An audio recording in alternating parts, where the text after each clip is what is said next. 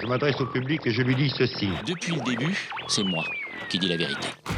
Cette semaine, lorsqu'on a découvert la drôle de tête de l'information, on a ouvert de grands yeux ronds, dont on l'a trouvé totalement inimaginable. On s'est même dit que tout était tellement violent qu'il vaudrait probablement mieux oublier toute idée de parler de l'actualité. Seulement voilà, on a subitement réalisé que cela constituerait un oubli majeur. Et merde, il fallait annoncer l'actualité va te faire foutre. Du coup, il a bien fallu s'y frotter et se faire à l'idée que comme pour la finale de la nouvelle star, voici Mia et Patrick. Il y avait eu des battles et des oppositions sur tous les fronts. J'ai dit que je quittais le front aussi parce qu'il y avait trop de PD. En politique d'abord, les médias se sont pris de passion pour le match qui opposait Le Pen à Le Pen. La présidente du Front National sera battue. Le problème, c'est que les journalistes ont été pris pour cible par des militants du parti d'extrême droite qui ont profité de l'occasion pour déclarer leur flamme à Canal+. Tandis que le service d'ordre de Jean-Marie Le Pen montrait son grand amour de la liberté de la presse. Ah, on me pousse, on me dégage, tu vois. C'est bon. Et des reconduites à la frontière.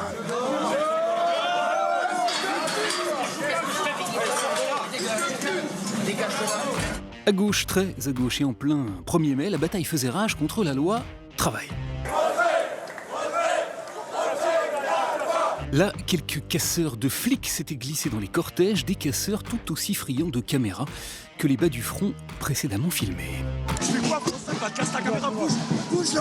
Voilà, des amateurs d'anonymat que l'on aurait très volontiers invités à aller se faire voir ailleurs. Il va te faire foutre. Aller se faire voir ailleurs, c'est ce qu'a suggéré aussi l'ex-inspecteur Lescaut aux adeptes de la nuit debout.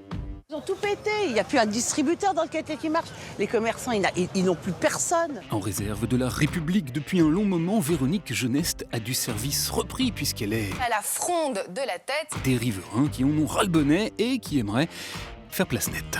Avec la musique à fond la caisse jusqu'à pas d'heure et avec les exactions qui se passent à côté, excusez-moi, mais c'est ça qui nous dérange.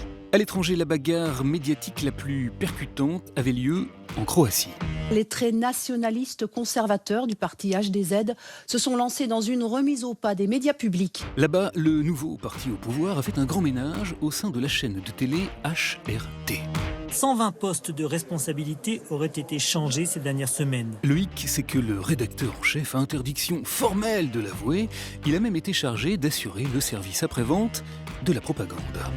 Avec l'arrivée de cette nouvelle équipe à la tête de cette maison, je vous garantis qu'il n'y a pas une seule personne qui a été interdite d'antenne.